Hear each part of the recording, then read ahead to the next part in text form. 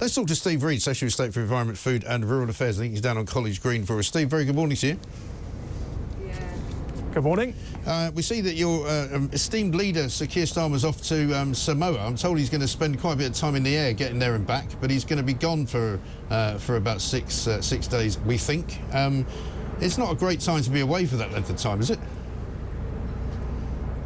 Well, I think it's very important that the Prime Minister is meeting with other heads of government from across the Commonwealth. He's there with the King. It's a very important family of nations, and it's quite right that the United Kingdom should play its part as part of that community.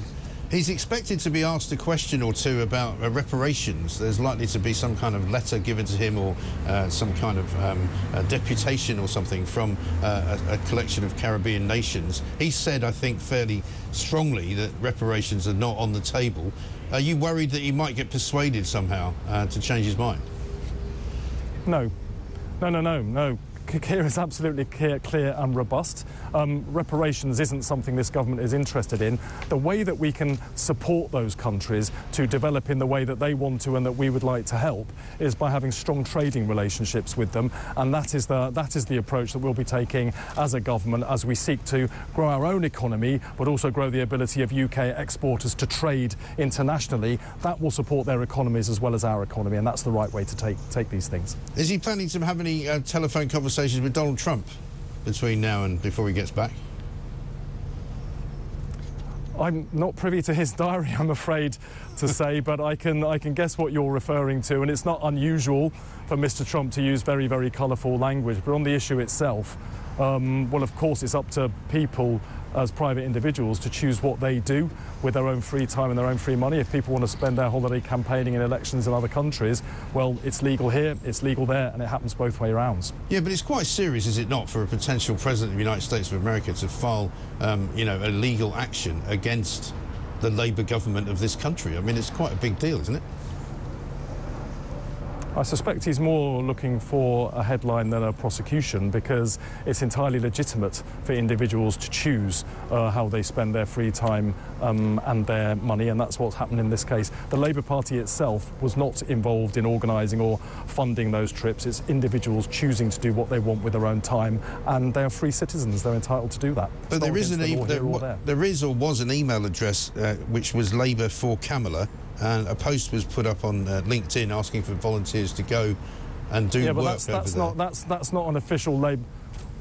People can set up emails as they like. That's nothing to do with the Labour Party. The Labour Party didn't set it up. Yes, or but the post was posted. Choosing what they want to do with their own free time. Yeah, the post was posted though by Labour's head of operations, Sophia Patel, and that post has now been removed. Yeah, but even she has free time.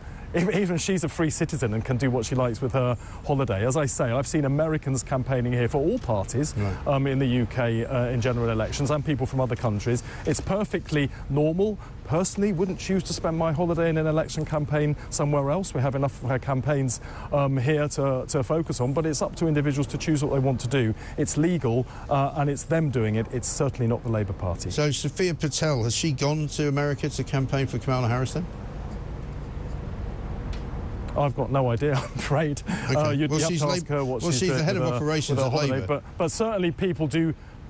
Well, that's entirely her. She's at liberty to do that if she wants to. The Labour Party itself, and the Labour government in particular, will be working with whoever the American people elect as their president in their election in just a few weeks' time. We have a very strong special relationship between the UK and the US. We both respect each other's democracies. Personally, we may have preferences about who wins. That is irrelevant in terms of government. Keir Starmer has met with Joe Biden in the White House, the current president. He's had a meeting with Donald Trump. They sat down, had a constructive and respectful meal. They got on well, as I understand it. Whoever wins in America will have a strong relationship with the UK Prime Minister, and that is quite right, because our two countries share a special relationship that has endured for decades and will continue to endure into the future. Has Sue Gray gone over there to campaign for them? Because nobody seems to know where she is.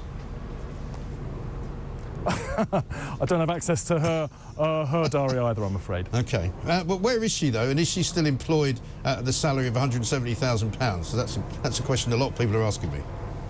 Do you know what? I've been focusing on what we need to do to fix the water sector. Right. We've got rivers and lakes and seas that are awash with pollution. We're looking at running short of clean drinking water within 10 to 15 years. My attention has been on what we do to reset that sector so it works for consumers and the environment into the future. And that's what I was hoping we could come and talk about today. Well, you can, of course. Are you considering getting rid of Ofwat, the regulator?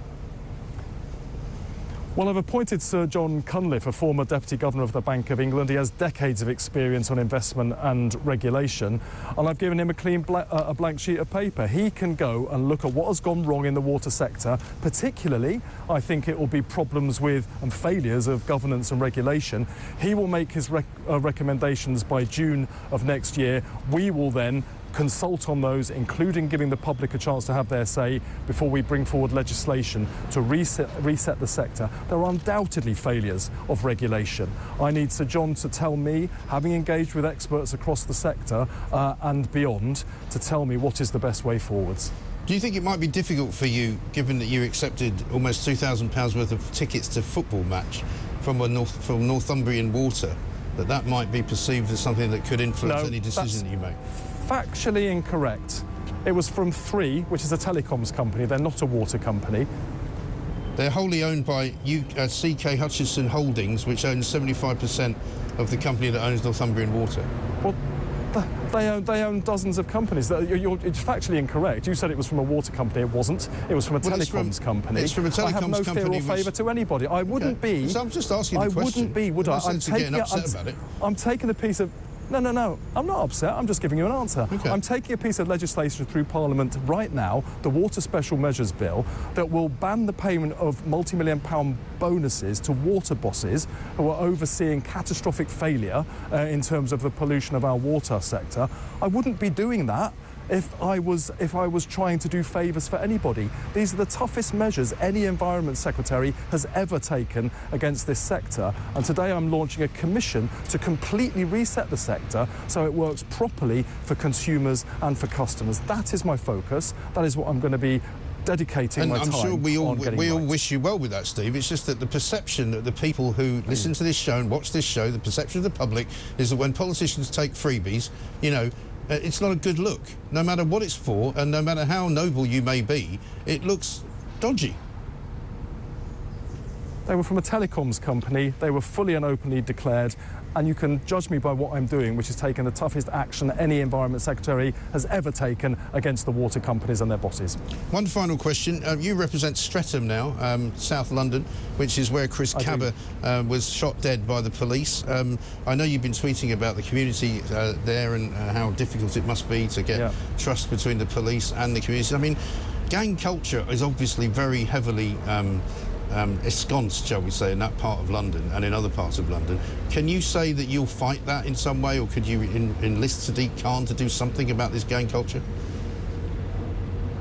Well, when I was leader of the council in that part of London, we cut violent youth crime by a third in 18 months by engaging more profoundly with the community and supporting the police to take enforcement action where that was required. So I've got experience of tackling violent youth crime. It's very, very important after what happened with the Chris Cabba situation, first of all, to make sure that there remains trust, strong trust between all parts of the community and the police. But we also need the police to understand and know that we have their backs, and in those split-second judgments they have to take in really difficult circumstances, we will support them. Now, my colleague, the Home Secretary, Yvette Cooper, will be making a statement in the House of Commons later today about how we move forward and rebuild trust with those parts of the community that are currently feeling unsettled about what went on. OK. Steve Reed, thank you very much indeed. Steve Reed, Secretary of State for Environment, Food and Rural Affairs, reporting into us there from down there on Westminster's College Green.